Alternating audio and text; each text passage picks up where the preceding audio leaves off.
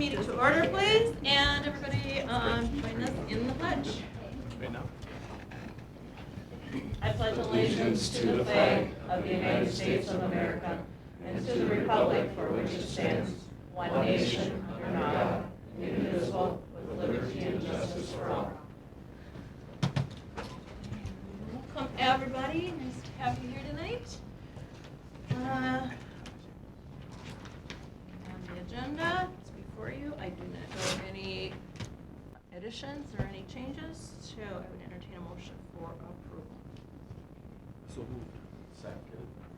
Motion by Ethan. I think it was seconded by Easter.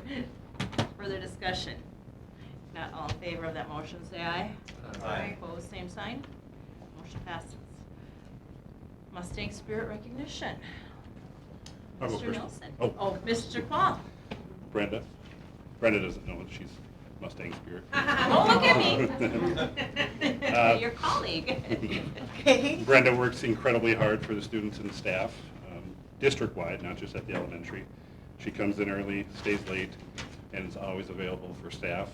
She's always willing to take on extra assignments. One of those is the School of Excellence application. We started working together, and she just throws herself into the work and finishes it and submitted an awesome application for our school. She sees the big picture, K-12, and I'm really honored to work with her on a daily basis.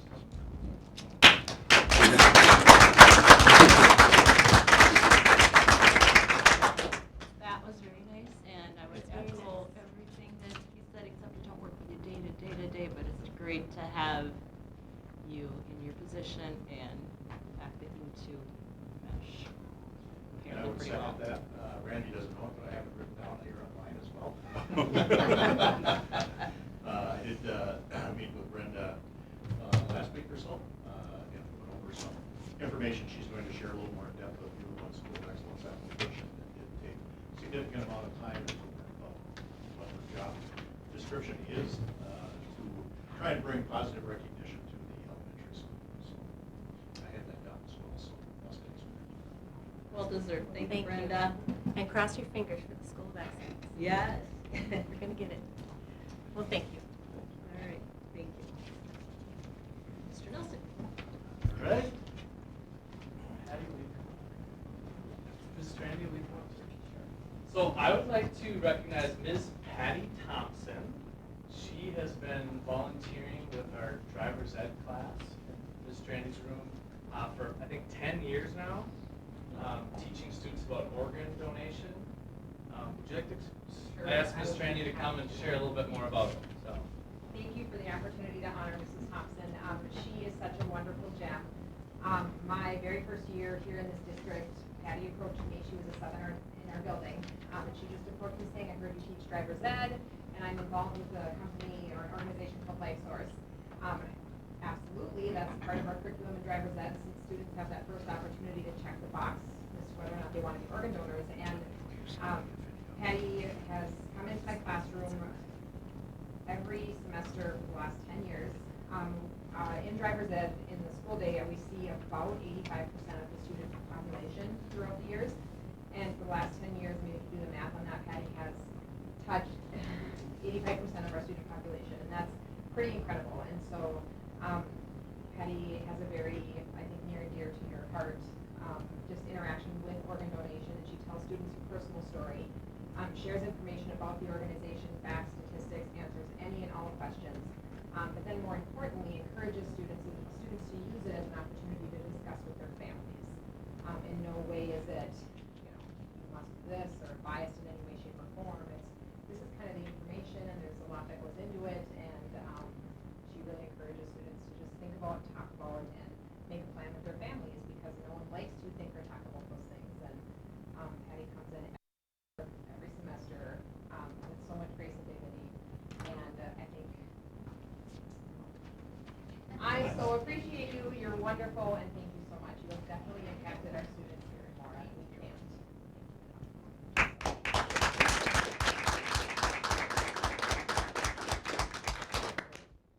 Well, I always think that two things I tell the kids, and partly she's got too. I'm not there to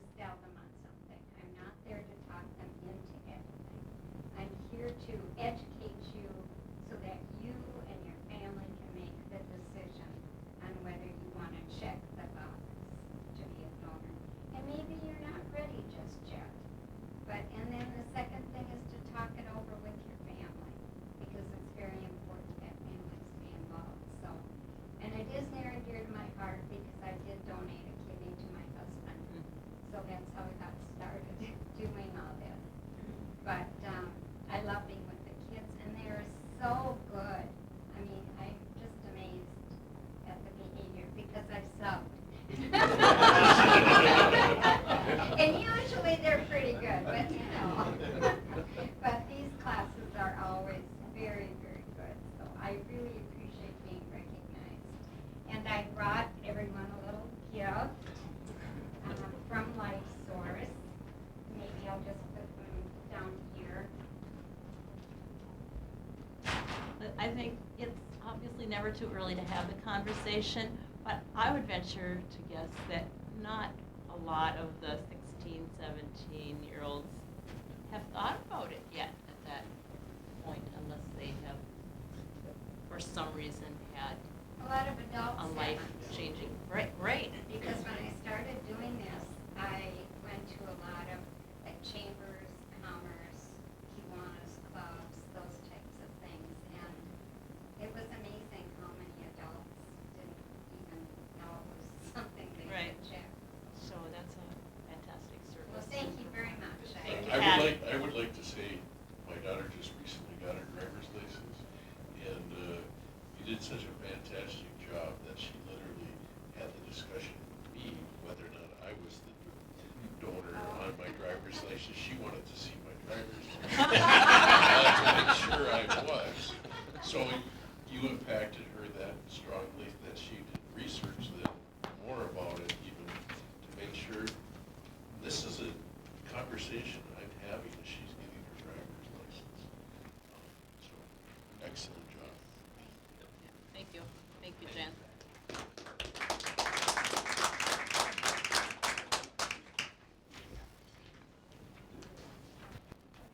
like the color. I know. Yeah, you. Totally set that up. Well, it's the theme, right? The pens are the same color. Nice. Okay, moving on. Any other Mustang Spirit recognition? If not, then, oh, I have one more. okay. I'd like to recognize Jen Strandy for her efforts for the last 3 years as our QCOM coordinator. At the beginning of our program, the first 3 years of helping us get it set up, coordinated, going above and beyond to get us set up in a good place. And she'll be finishing up here this month, and we have 2 new coordinators that will be taking over in July. But again, I'd like to recognize Jen for the past 3 years of going above and beyond and helping us get up and going. So,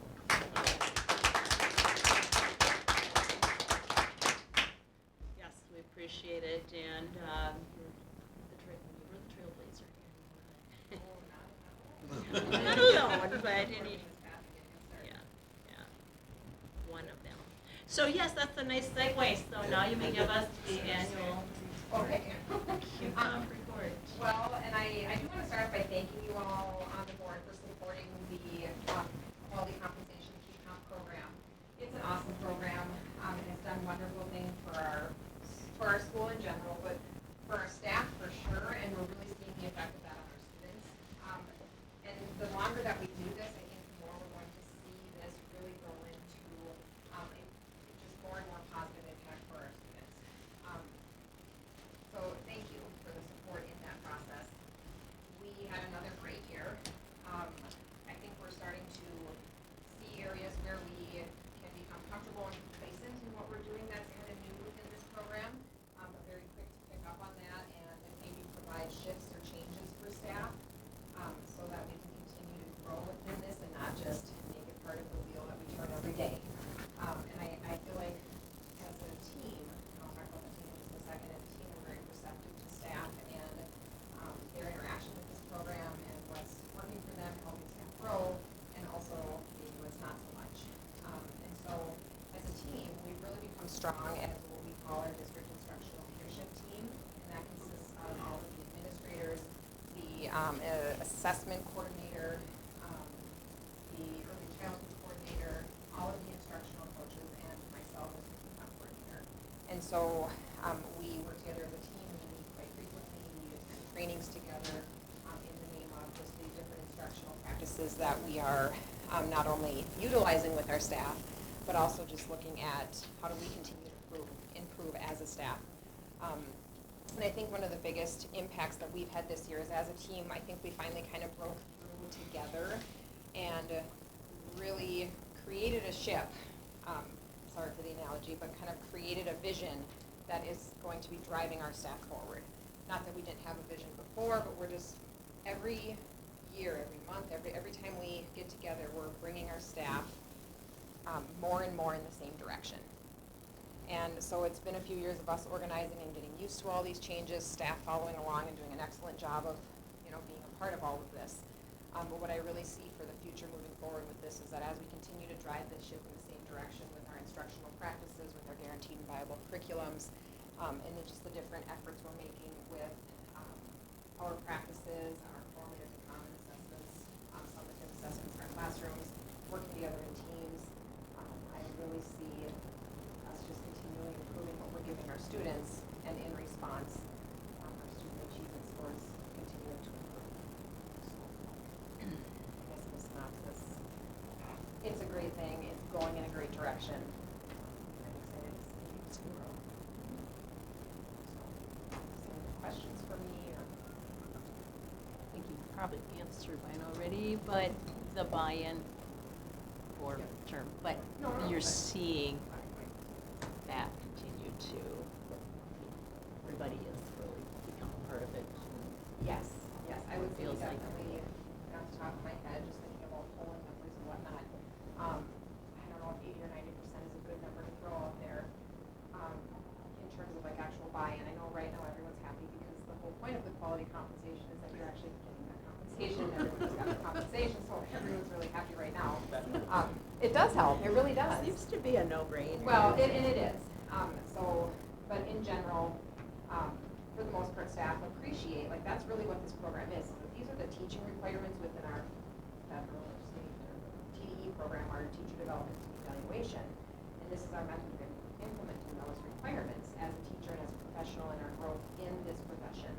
And if you comes along and provides additional compensation for those extra P's and Q's you have to do while you're completing those tasks. And sometimes for staff, it's a lot. Teachers' plates are overflowing. And it is one more thing, but when we're noticing areas, like I said, where staff are kind of just going through the motions, to me, I see that as a lack of buy-in. If you're just kind of doing what you have to do, you're not really growing and developing as a professional. We're seeing that. We're changing. Every year we're changing just a couple of little things according to what staff need and want. And we have a few changes in store for next year that I think will really be good. And I think that will continue to improve staff's true buy-in of what we're doing in this program. So I think a better name for the program itself would be quality instruction. The compensation piece is what gets a lot of people's attention, but it's actually all about higher levels of instruction. Instruction, the teachers in the classroom, face-to-face instruction, those are the things that help improve student achievement. And I think a better name for it would be quality instruction, but they stop with quality compensation or quality instruction. So the financial incentive is there. It's really about the quality of instruction. yep, it really is. But as you said, everybody's really happy right now because the checks are coming. They really are. Which does help. Well, Yes. Yeah. It does. Nice. We're all human. That's right, absolutely. Well, thank you, Jen. Yes. And thank you for your past years. It's been a pleasure. Absolutely love it. Great mentor to the co-ones coming on. Yeah. Well, thank you. Thank You bet. you. Have a great All right, we will move on then to our local literacy plan and instruction and curriculum updates. So our listing spirit with our Brenda. Well, and Jen left, but the second part of my presentation is about some of those pieces that she was just referencing for next year, what we have coming up, so a little sneak peek. The first part is the local literacy plan. You've seen this before. We covered this last year. There were some updates in 2018, but this year there has been no updates to the legislation, the requirements, any of that. So all of that remains the same. As we know, the Reading Well by third grade goes with the world's best workforce. That's goal number 2, which is all students in third grade achieving grade level literacy. And then I do have to do a reading well by third grade data submission by June 30th, which is done. And that's tied to the literacy incentive chunk of money that we get. Not sure how much that is, but it is a good little chunk of money. And so if we submit that, we get that literacy incentive allocation. And then the plan has to be submitted with that. It has 4 required sections. It's uploaded with the data, and then it has to be posted to our website. The first section is identification and reporting. So what do we use to screen kids, and then how do we identify them, and then how do we report that out? And so we use fast bridge assessments for all the kids in kindergarten through 3rd grade, 3 times a year. And then we have multiple ways that we analyze that data, including in the PLCs through the QComp, including our MTSS student support teams, many different ways that we do that.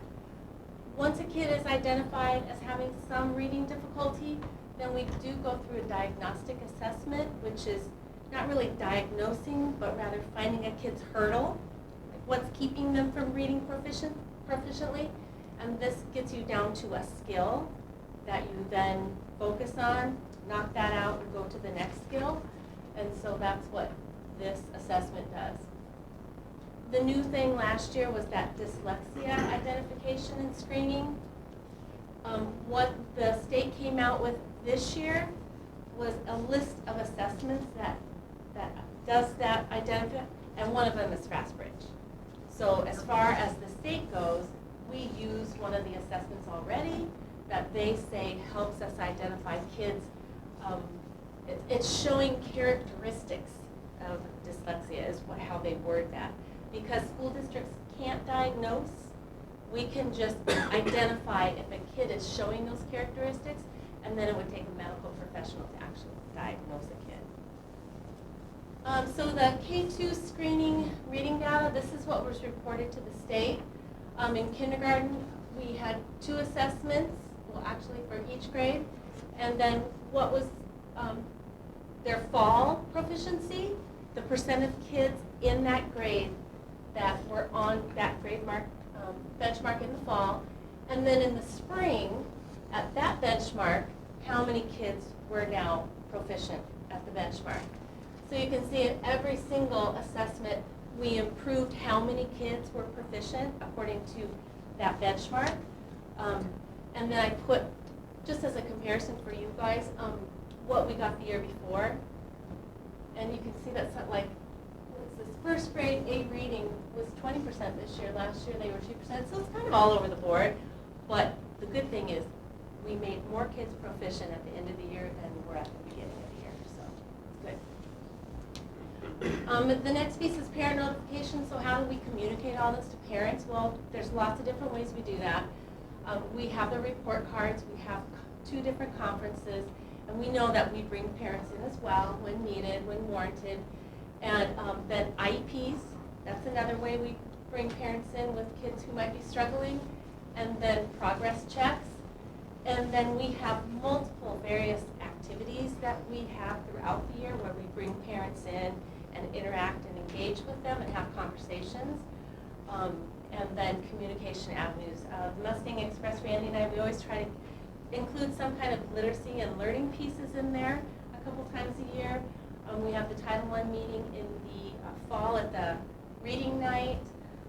We do a weekly newsletter in all the primary grades throughout the year, so there's lots of different ways we communicate with parents. The next one is how do we intervene? If kids are struggling, then what do we do?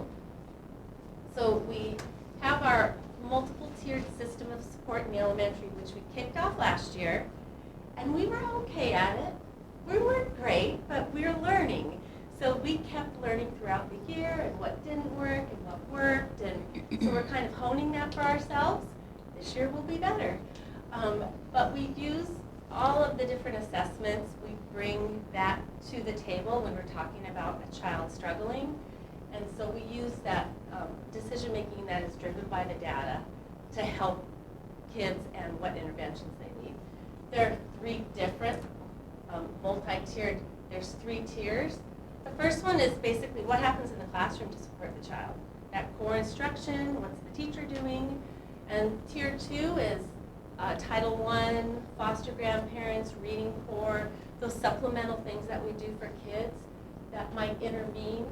And then tier 3, that's that more intensive, maybe one-on-one that you might need to have with the child, especially special education services might be included in that more intensive. So those are the 3 different tiers in which we service kids. And then the 4th element of the local literacy plan is what are we doing to develop skills in staff? And and actually on the literacy plan, this is what's itemized. I started with what we did 3 years ago, and I've just been adding or updating because some of these things we have gone to further development, further trainings, and I've been adding to it. And so that's the 4th element. And basically, that is the literacy plan. It's not too complicated. It's what we do to service kids and identify them when they're struggling. And I believe that you all will need to vote on that to adopt it for this year. So Would you like us to do that now, or do you want to do the instruction and curriculum update? we can finish this. Yeah. Okay. So curriculum and instruction update.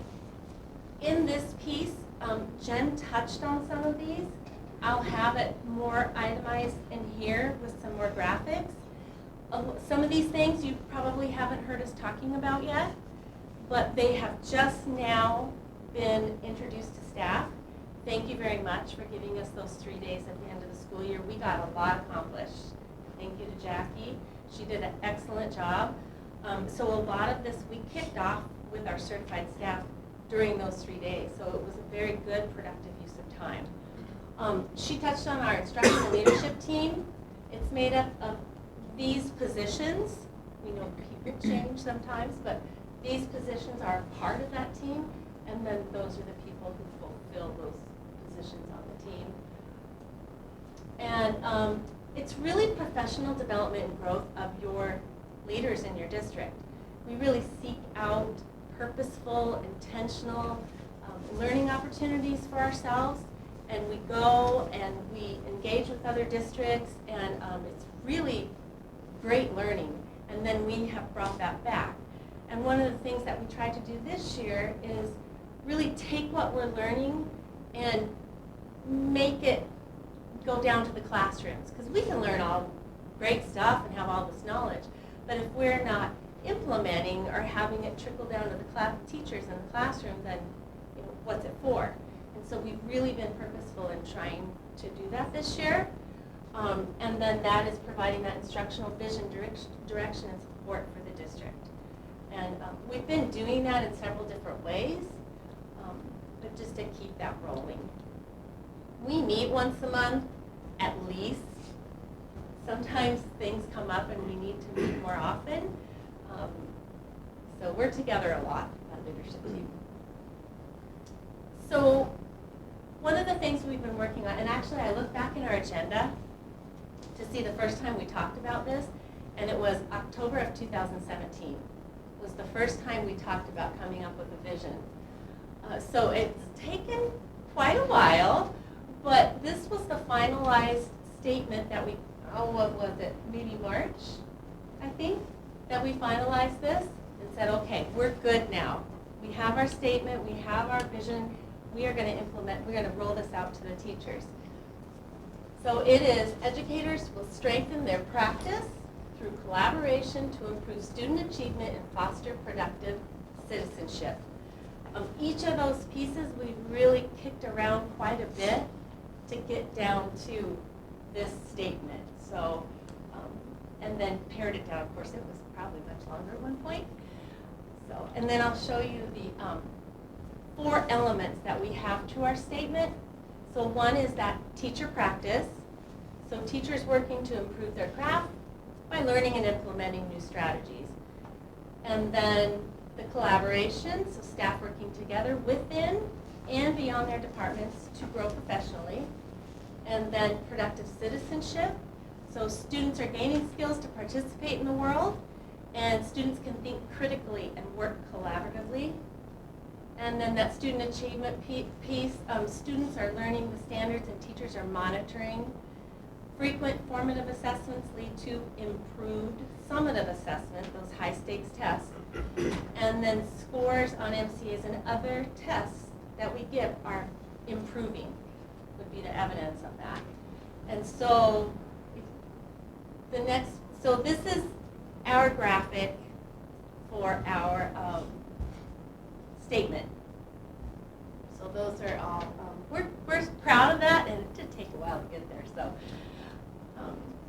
So the next thing I wanted to touch on for you guys, so the instructional vision statement was one, that's new.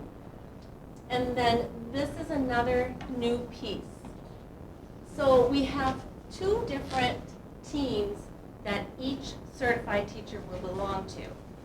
They will belong to a curriculum content team, which is that vertically aligned content team that's focused on the standards, Minnesota State standards, focused on the resources that we use and how those are vertically aligned throughout the grades, and then the structure of that content, how it looks, pre-K 12. And then we have these different curriculum content teams. So we have ELA, Math, Science, Social Studies. We hit all the major ones, and we hit the ones that have standards in Minnesota. Some do not. ALC doesn't have standards. They have their own. So those are our teams. And then you will also, if you're a certified teacher, belong to a guaranteed and viable curriculum team. And that'll be your horizontally aligned instructional team focused on providing that guaranteed and viable curriculum. What do we guarantee we're teaching in the amount of time that we have, and we're doing it well? And so it's kind of a vertical for your curriculum content, and then you take your piece that you own, and then you horizontally go with your guaranteed and viable, and how now does this look in our area? And so those will be our two different structures that we have in place for teachers working to move their curriculum forward. And we gave this to the staff because curriculum development is not just who gets to write summer curriculum.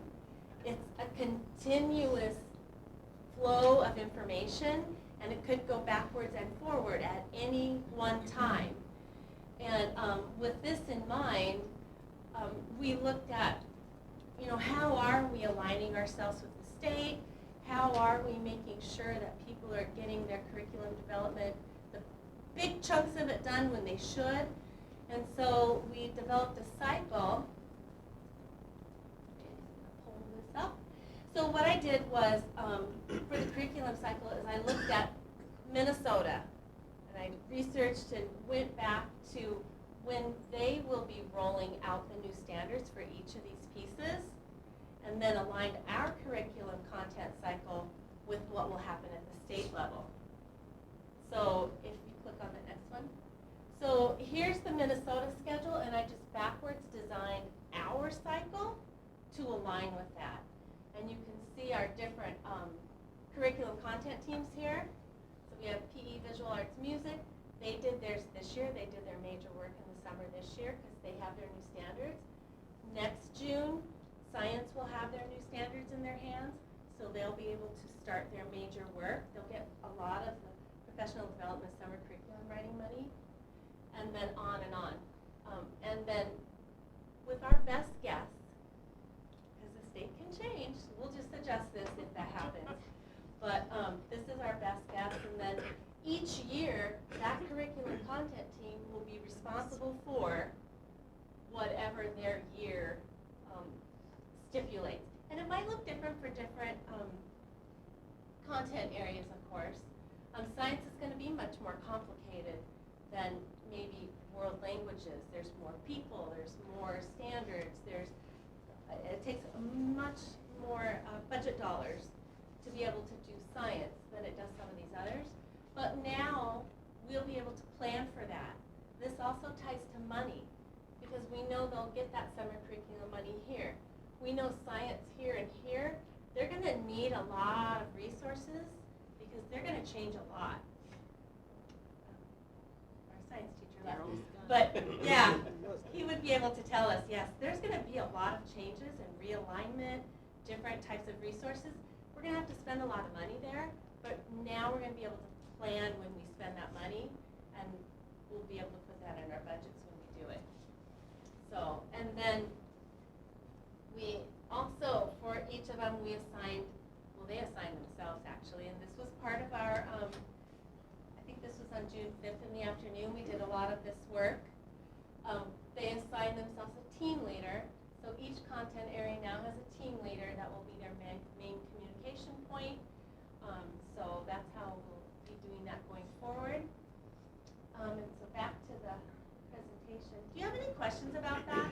This is just such good stuff, Brenda. You're You're amazing. And don't get me talking too much about it because I get really excited. Does anybody have any questions? Okay. So the next thing I'm going to show you is also brand new. So we've been talking about some common format. You know, how are we going to make this consistent throughout preschool through 12th grade? We know we're all different, but we need some sort of consistency, some sort of jumping off point for everybody. So we really went through, I think it was Jackie, myself, Chana, Darcy Quall, a few of us sat down. We're like, okay, what do we need? How, with all of our combined knowledge, like, what does it look like? Well, of course, Chana had to have her colors, and we had to have certain things in place. And so this is what we came up with. Eventually, and teachers have already started using this, and they were pretty excited about it, I will have to say. Eventually, this is what our curriculum site will look like on our website. It will have all of these, and it will be a tiered level of, I've talked to Shane about how this can look. It'll be a tiered level so parents can go in there and find exactly their child's class. They'd be able to click on stuff and just see the assessment, see the lesson plans, and so, but that's like maybe in the future. But this will be the jumping off point. If you want to go, one teacher already, Jess Larson, she gave me permission to show this. She went through and she did her algebra class. She did her units of study, how many days each unit about would take, which standards are covered, key vocabulary, and if you go down, of course it's the same colors because we can't go from that because Chana would really be upset with us. And then you'll see that she linked in her learning progressions. So she's linking things in here. So if you're a parent and you go in here, you can just click on the assessments and go there. You can just click on lesson plans and go there, just like that. And so teachers can still individualize their stuff. Like when you click on it and go, they can still have their own way that they do things that works for them, but they'll have to have this common template to have their units of study. That's another thing that's coming up that we're pretty excited about. It's a work in progress. It's going to take, well, I think I said 5 to 6 years. I mean, it's a long-term project.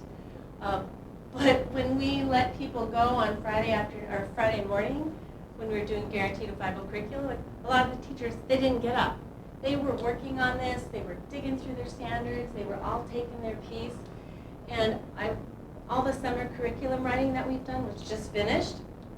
All the teachers started these. Nobody didn't go this way. They all did. And I was like so excited about it. What better time? You've laid Yeah. some amazing groundwork and it's fresh Yep. in their mind. And so if you go back to the,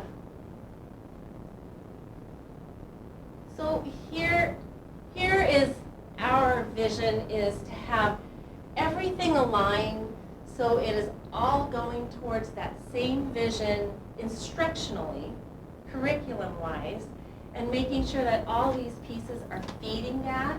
And we've kind of promised the teachers that we will keep on this, making sure that they get time. We dedicate professional development and effort to making sure that this isn't something that we're just talking about. Like, we're going to live and breathe it and make sure that it happens.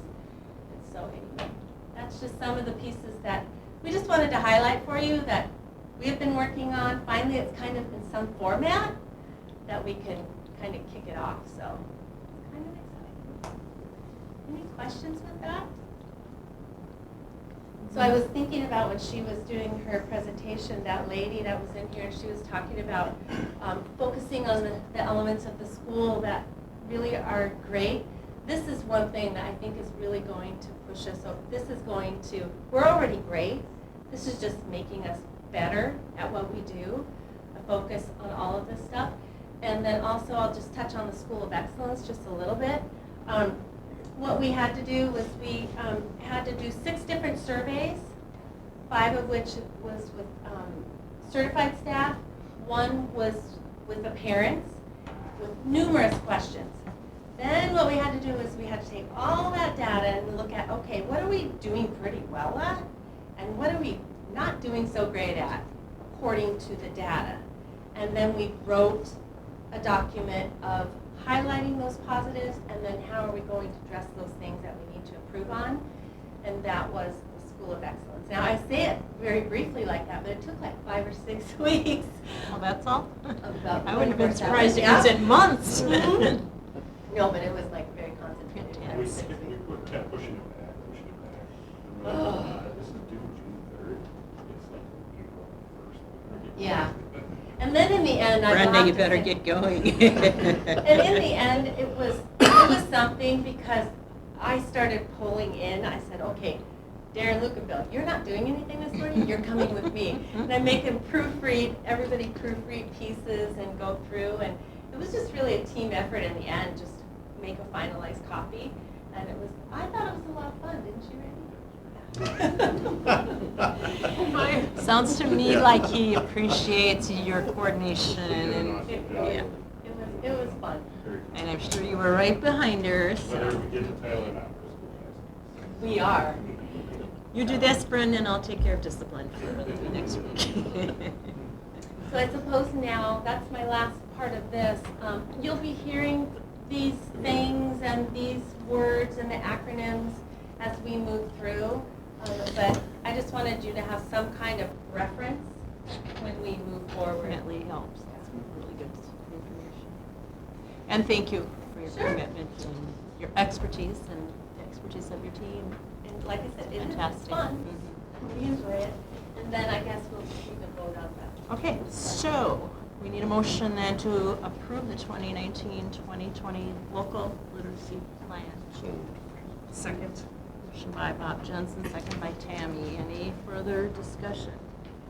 All in favor, say aye. Aye. Opposed? Motion passes unanimously. We are at first open forum. Is there anybody that would like to address the board at this time? All right, seeing none, we will move on then to item number 6, Minnesota State High School League membership renewal, under which we have confirmation of each board member's viewing of the Why We Play video. Has everybody seen the video? Is that all we need to do? No, we have an updated video. No, It's yes? only, it's about 6.5 minutes long. Okay. It actually is pretty interesting. They're just gonna talk about why we play. You know, most of the time, coaches want to win a game, they want to win a conference, they want to win a state tournament. That's the goals of the teams. But there's a purpose. Okay. And so we are gonna, So Why We Play take 2 then, huh? I'm sorry, Gus, I should have deferred to you, but it, it's an updated one, so.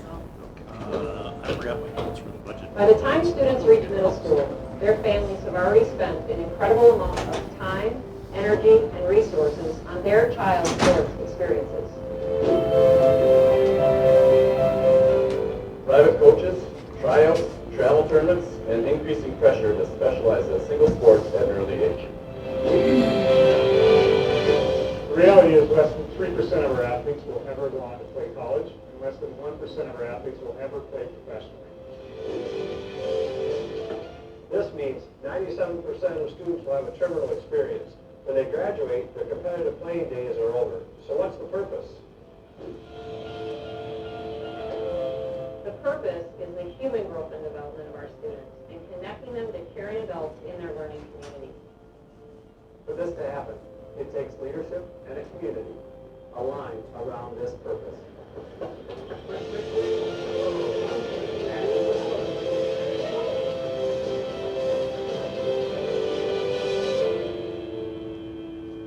The purpose of a caring adult in students' lives has never been more important. Students face an incredible amount of pressure. There's peer pressure, social pressure, and academic pressure, and pressure to perform on the playing field or in the arts area. And what that's resulting in is a mental health crisis, where kids are facing anxiety and depression.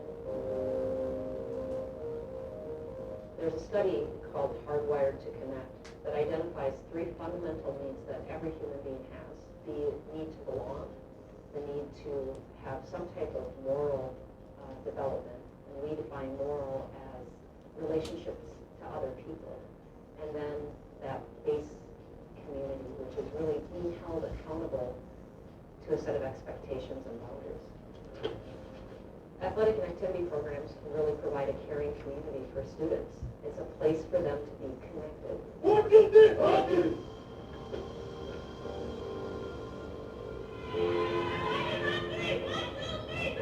It takes leadership to intentionally create connections and to create a culture that supports students in a caring community.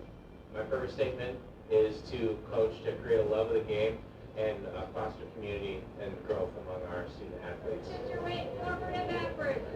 Good. The AD is the front-facing public person that's really leading the charge for all of the things that happen within that program that, again, are so beneficial to the student. A strong activities director, athletic director, is going to have the pulse of their school, is going to influence and impact the students through others, and create that experience that we're looking for all kids. In my particular role as the activities director, I call it leading from the middle out.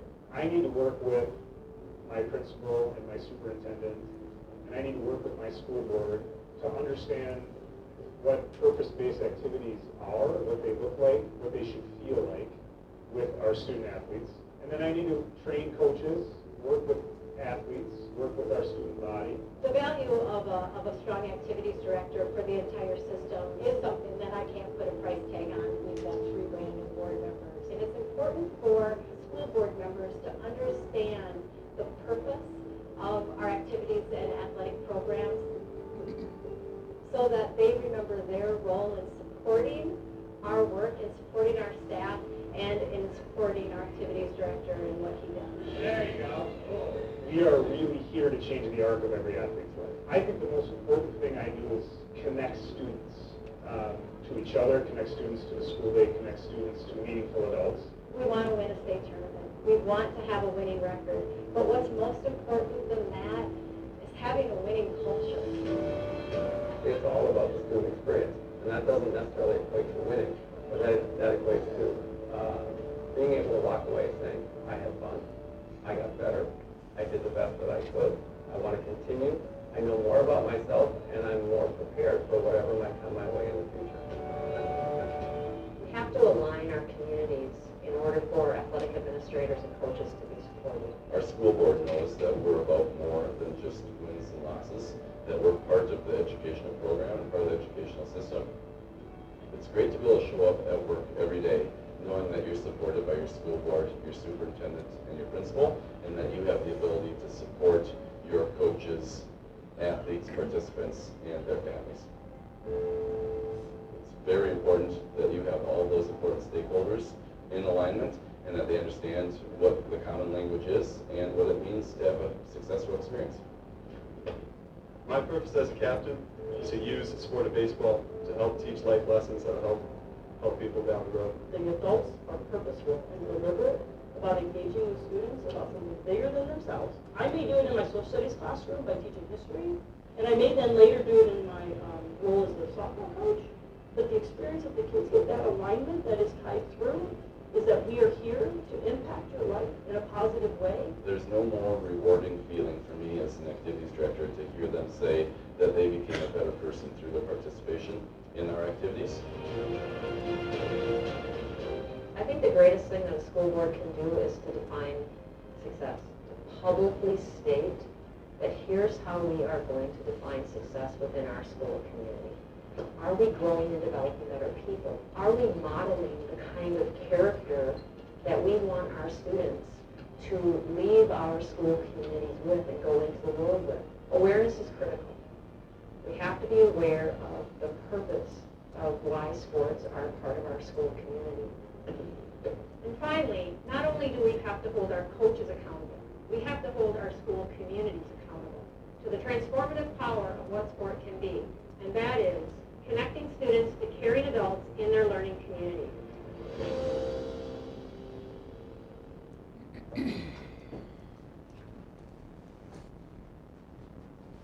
Refresh me, do parents see this at meetings? They have not in the past. They should. I thought the same thing. Where was I thinking that was part of the initial No. requirements, but never But mind. the state high school league they were talking that they were going to try to put something together for parents. Mhm. Not Yeah, but that's still necessarily good. this, but for Mhm. parents.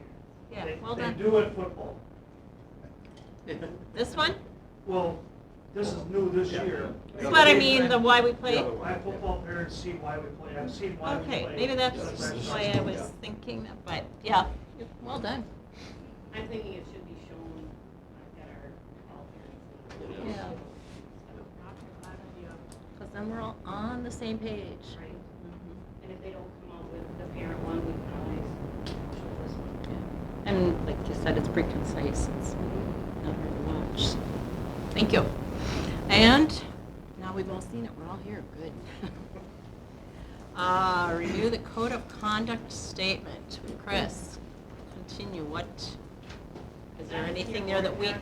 Yeah, so did you want to elaborate on anything there, or it's there? we- Actually, I wasn't going to elaborate on that. It's fine. We just need to go into the resolution and sign off that we've seen the code of conduct Yep. and that we've also watched the video. Sounds good, so we need to adopt that, and forgive me, I forget, does that require a roll call vote? Anybody help me out? Craig, do you know, is that a roll call vote on the resolution? Okay. Would somebody please move that resolution or make a motion? Second. I'll make that motion. Scott? I'll second it. Second by Bob Woods. Any further discussion? All in favor, say aye. Aye. Opposed? Motion passes unanimously. So, yes, that renews our membership for the coming year. Yeah.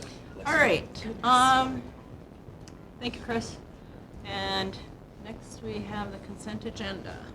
Any requests for items to be removed? Do I as motion to approve the consent agenda as presented? Motion by Tammy, second by Bob Jensen. And we have gifts and donations of $1,500, Essential Energy for Preschool Imagination Library, and also from Essential Energy, $3,000 for their scholarship. Bassett's Greenhouse, an in-kind donation of tree netting protectors for the Mora Elementary School garden. Thank you to those people, and we accept and acknowledge those. So just out of curiosity, the employment request, is that new? Is that what Jen was referring to, the facilitators or all those people that we're approving, they're under employment? The first one is the mentor teachers. That's through QCOM. And so each one of those mentor teachers have been assigned somebody that's either in their first or second year within the district. And then the second group Facilitators. is the PLC facilitators. So those are the, I guess you could call them team leaders that will be leading those professional learning communities through the course of the year. And so each of those groups gets an additional stipend. I don't remember exactly. PLC facilitators, I think, is 500, and then mentor teachers are 500 for the first year and 250 for the second year. So then they get a stipend that comes through QCOM that pays for that. So they are, it is an employment request because those are new ones. Those will be new every year. I think we go through the hiring process every year. They have to apply and reapply. So that is the board approval for those as well. Motion, any further discussion on the consent agenda? All in favor, say aye. Aye. Opposed? Motion passes unanimously. Brings us to the final budget for 2019-20. Mr. Schultz. Put it in your packet. In your packet is the adopted budget for June 27, 2019. This compares relatively closely as far as the right-hand column goes to the ones that you were presented with in March. In March, you approved the preliminary budget. This is the one that will be going to the Department of Education.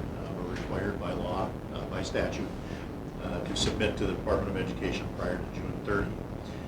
This did surprise me when Tammy first brought this to me. This is very close to what we had as a preliminary budget.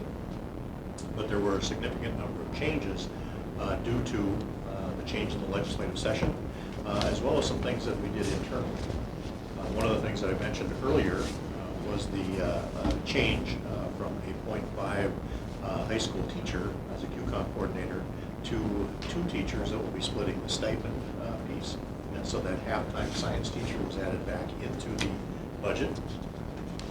So under the community ed piece, the addition of a teacher and a para, specifically for increasing the preschool portion, going to an everyday or an all-day Tuesdays and Thursdays, 4-year-olds, I believe. So Monday, Wednesday, Friday, and also Tuesday. And also Tuesday, Thursday. So there was a teacher added and a para. We did increase the revenue to of what we anticipate it will be, but it could be higher. Then the construction fund and the debt service is basically the same. Food service is a little bit higher in revenue with similar expenditures. Then if you take a look at the top third of that page, that's the part that I referred to that came in very close.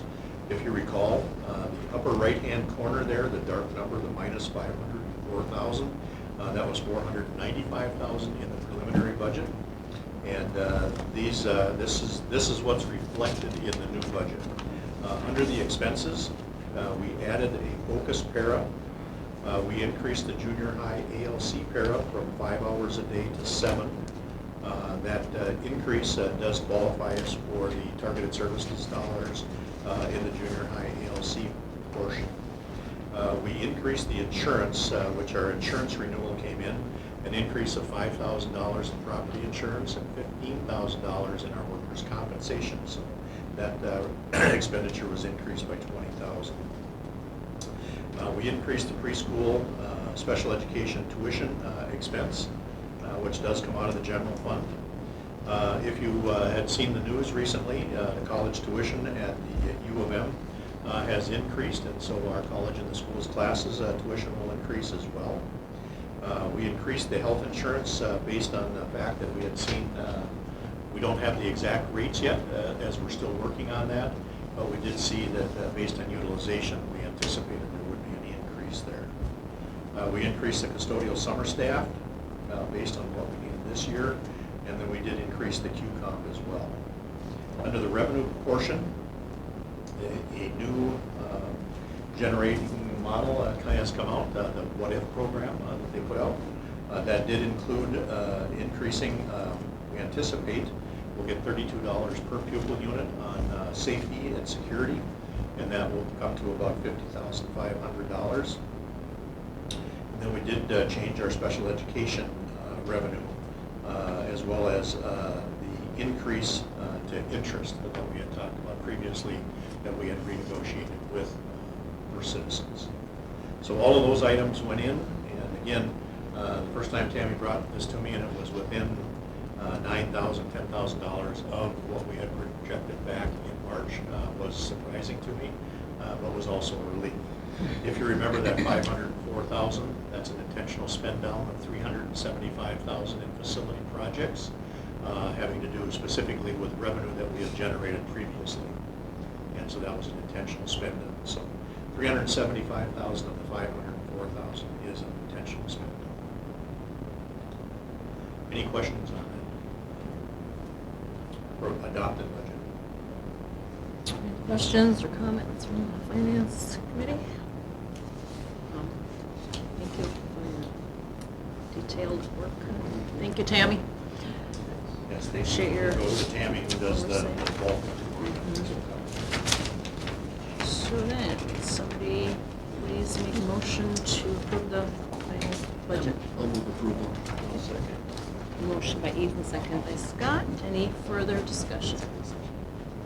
Not all in favor, say aye. Aye. Opposed? Motion passes unanimously. All right. Consider approval of the updated LTFM 10-year plan. Who's presenting that? Is there any elaboration on that, or? Ready to approve? Chip would normally be here to go over this with you. This is a change, and if you recall, a change just in the past couple of years. Previously, we did an attachment 99. The attachment 99 was a 3-year plan. That was our health and safety dollars, it was our deferred maintenance dollars, et cetera, et cetera. When the state went to the long-term facility plan, they required a 10-year plan, and so each year this plan is adjusted. Projects that have been completed are taken off, new ones are added, and so the plan that Chip is proposing is in your pack. And it does require board. Does a group from the board look at this beforehand and go through it? It seems like when I first got on the board, Bob and I and somebody else sat on a long-term committee. Back when it was still the, whatever name you named, We have a buildings Gary? and grounds committee. We don't have a long-term committee at this point. Buildings and grounds Remember does Gary approve was each and every presenting one it. of these before they get into the process. We had a meeting recently and we did have some questions and had some discussion. So you guys have about this. seen this and gone through it? This is in a different format than what we see, but Yes. yeah, I mean, all the Kinda knew numbers are where the you were same. plugging Yeah. in. Okay. I As long asked- as you guys that have gone through it. I asked about roofs. Can we still keep up with our roofs? And the answer was yes. Yes. Okay. It won't get wet. Yeah. Can't replace windows, but we do the roof, okay. Keep it dry. All right, so I would entertain a motion. I'll make a for motion to approval. approve. I'll second. Motion by Bob Woods, second by Ethan. Any discussion? All in favor, say aye. Aye. Opposed?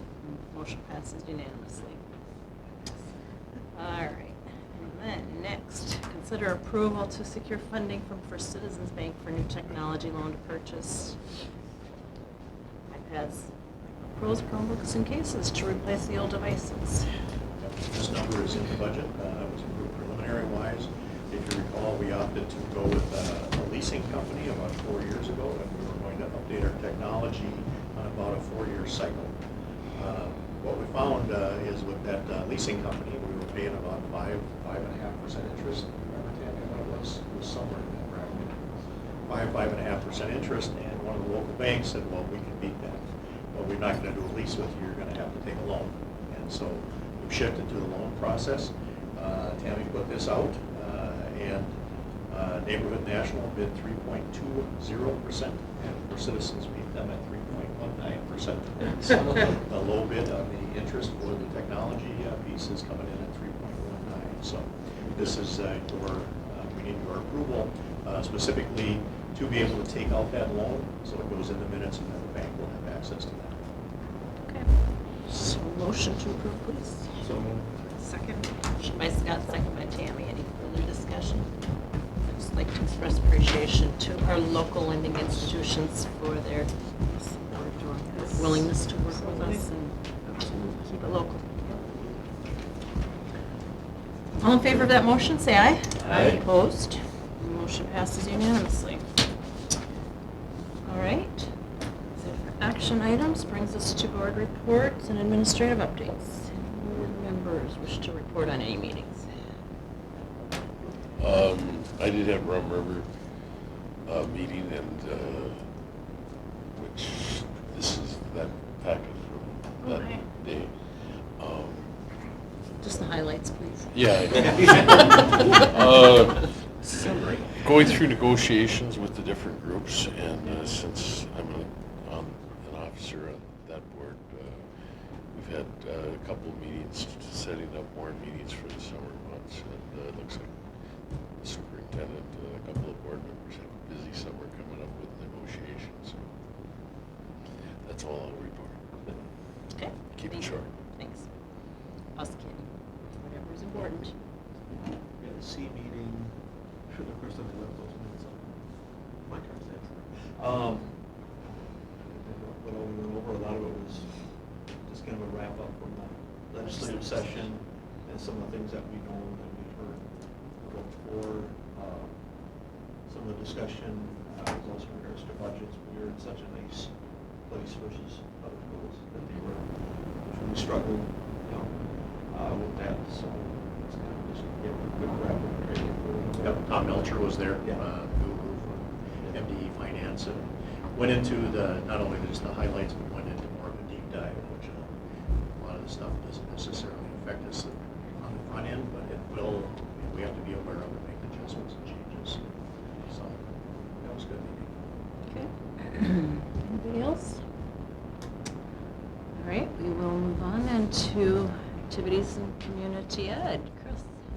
All right, so in my report, I just kind of gave you guys a quick rundown as to how our athletes did down at the state track tournament.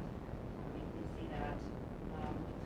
One of the big things, the Pine City School Board approved the girls' hockey program. They're going to add that coming up in 2020.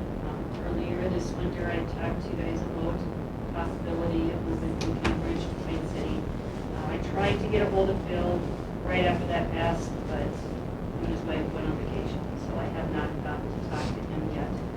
But I want you guys to know that I'm still going to move forward with this, make sure that that possibility is still available. I don't know why it would have changed, but I will probably have a report for you in the next board meeting on that. Coach Erickson and I, we attended the Summer Institute for Leadership held in Minnetonka. That was really an interesting thing to be at. There was a lot of people there, lots of babies. Rick Spielman, PJ Fleck were there. Those were the two highlights, but if you haven't ever heard PJ Fleck talk before. And me being on crutches, I was probably from here to Tammy away from all of the speakers, so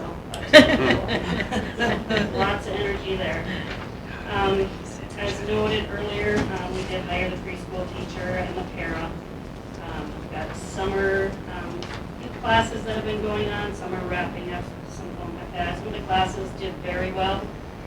Our Science Explorers classes that went on during the whole school year, which maxed out all participants, we've had to cancel some of them. They did this practically just because of summer and families are being just business. So we've got some more coming up, and we'll just keep offering and do that. Any questions? Thank you. And Chip is not here, so I will report from him, but anybody has any questions? Craig, did you have anything that you needed to, or that you I wanted gave to? you Oh, kind your of a- photo of the gym floor, that was awesome. Kind of the highlights for the year, which I thought was pretty nice. And then with buildings and grounds, something similar. So touched on the things that are actually happening and things that are going on. We did complete the roof project, and then I got asked just last week, well, if you did, why was the roof company back? Well, it was two separate projects. There was a repair project and there was a new roof project. So if anybody's asking, that's what that was all about. One thing that just came up this week, that we did have a transportation audit. That was of the 14-15 school year, or the fiscal year 15. And this took place in 2016 is when it was started. Yeah, and it started in 2016. And what they do is they come in and they request, I've sat in on two of these previously, where they audit a specific piece. They take and do a deep dive into various components. And so we got a surprise on Monday. I got an email that said, by the way, we're ready for your exit conference from 2016. And it was is a completely different individual.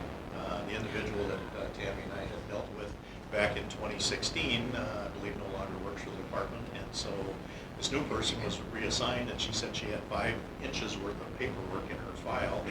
Tammy had submitted, and she had her findings from that, having never talked to either one of us. And so today, we had an hour teleconference, and she went through the various components.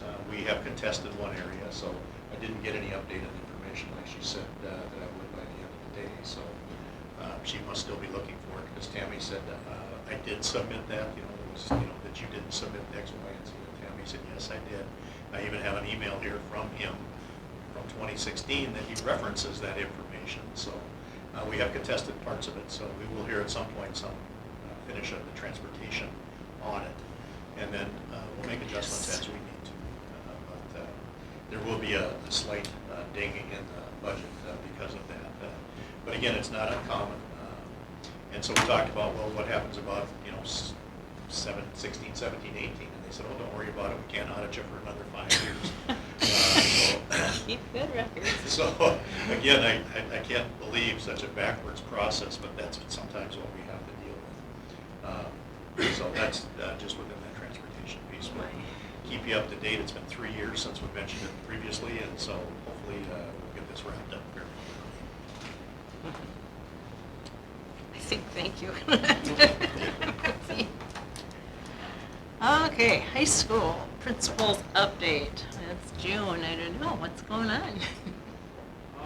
Some of you were able to get to the ALC graduation. Thanks for being there. We had 35 graduates. Class of 2019, I think the most I've ever seen in the ALC. Move up day is always a highlight for me, because you see these 6th graders' eyes like this when they get off the bus, and Ms. Patna's got the whole band lined up. Dr. Stevens and Ms. Austin have a ton of student council and student leaders there to welcome them. And it's just a fun hour that they're here. I'm really, really, really proud of our staff. We had a great year. Someone mentioned it earlier. I think it was Ms. Strandy. Teachers get more on their plate every year. And very, very rare do we take something off their plates. So, not just teachers, but also the staff. So, really impressed with them, and just happy for a good year. Our Spanish club trip to Ecuador, that group gets back on Saturday. And then the last thing I want to say is summer school ended today. We had 2 inmates that came on Tuesday this week from Sandstone, gave their story to our students. About a couple months ago, two different inmates came and gave their story to the ALC, and they actually sent letters. And I wanted to just read 2 little pieces. This one is to Ms. Gans. I wanted to thank your class for allowing me to be part of your class. I would never have guessed the healing that started to happen for all of us. Seeing firsthand how others have been affected by my actions of selling drugs opened a door for myself to want to do more for my community. The real feelings in the here and now was very powerful. The courage your class had, I will never forget their stories. Second letter, these are from inmates at Sandstone to our staff and students. This is to Mrs. Gans, Mrs. Golly, and Mr. Schnall. Hello, I'm writing this letter to your committee to express my gratitude for being allowed to share some of my life experiences with the students at Mora High School. It truly was an honor and privilege to be able to speak and interact with these young people. I would like you to know how this experience impacted me. What impacted me the most was the courage the students showed by opening up about their life experiences and how they were not afraid to express their emotions while they were sharing. Some of them cried openly, and tears streaming down their faces. It really broke me down. I cried with them, and I still cry for them. I cried in the van all the way back to Sandstone. I saw my own youth through their eyes, and I will never forget their faces or their stories. I just wanted to share that. So we're doing more and more with this Sandstone group, and it's powerful. This is Dennis has done it with social studies. We're doing it with the ALC, now summer school. A lot of tears happened that day. I remember people talking Good. All right, elementary. Now we have to follow Brent with that, but. We had almost 3 days for the extra staff equipment. One of those parts was the Alice training, which I think went really well.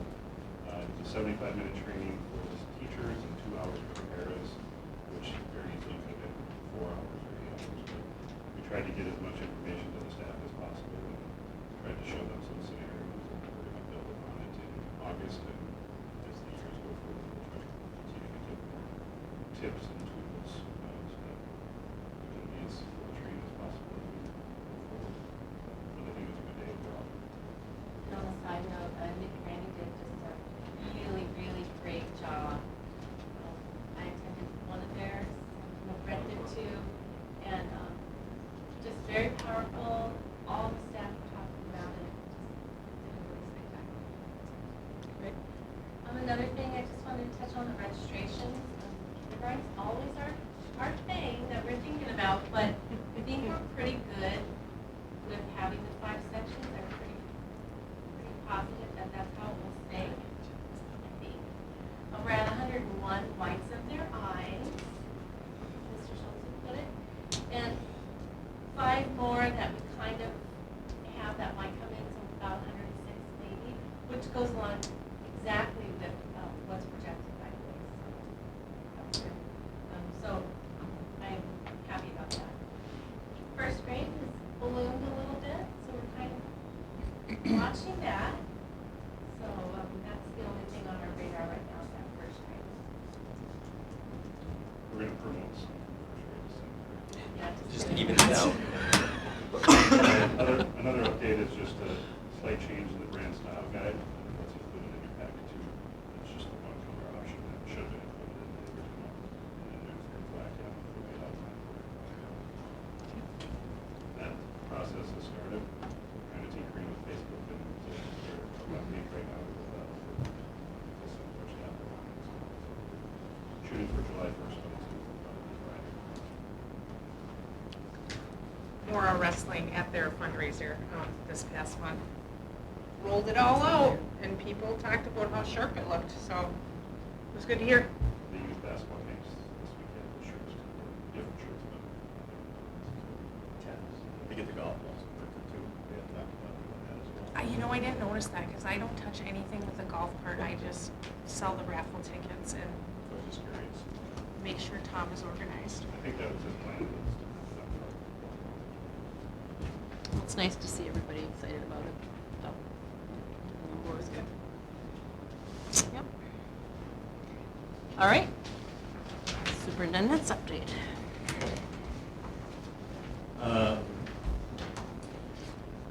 Yesterday, we had our broker was here.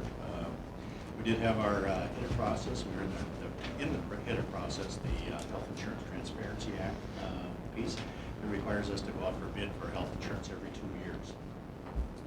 They did solicit 9 companies. There were 4 companies that responded with unable to provide a competitive bid.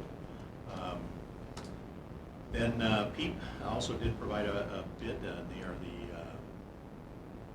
help me out, Jackie. Public Employees Insurance Program?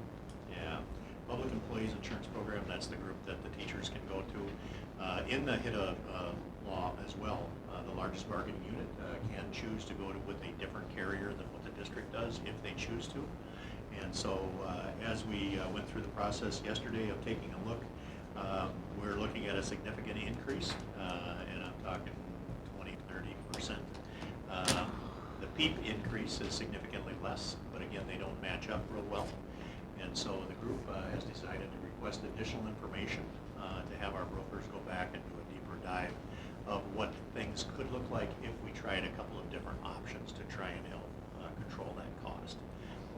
It is based, strictly on utilization, and so one of the things that looked really good in the HIDA process, if you remember back when it first started, the first couple of years we got a 30% decrease and $200,000 back in a 2-year plan, and that's not happening now. We've gotten the 30% back previously, and now we're looking at going over that because we have had some major cases. So they are going to go back and was the lowest bidder. We do have the right to go back to them and ask them to sharpen their pencil and give us another quote. They can either say, no, I'm sorry, we can't, or they can give us a lower quote if they choose to. They're also going to run scenarios on basic pieces with the PEEP so that we can actually see what the costs would be. One of the ones I would guess is with the number of babies that we've had on staff this past year. If you were to pay your 12 months worth of premiums, as well as then have either have a child. I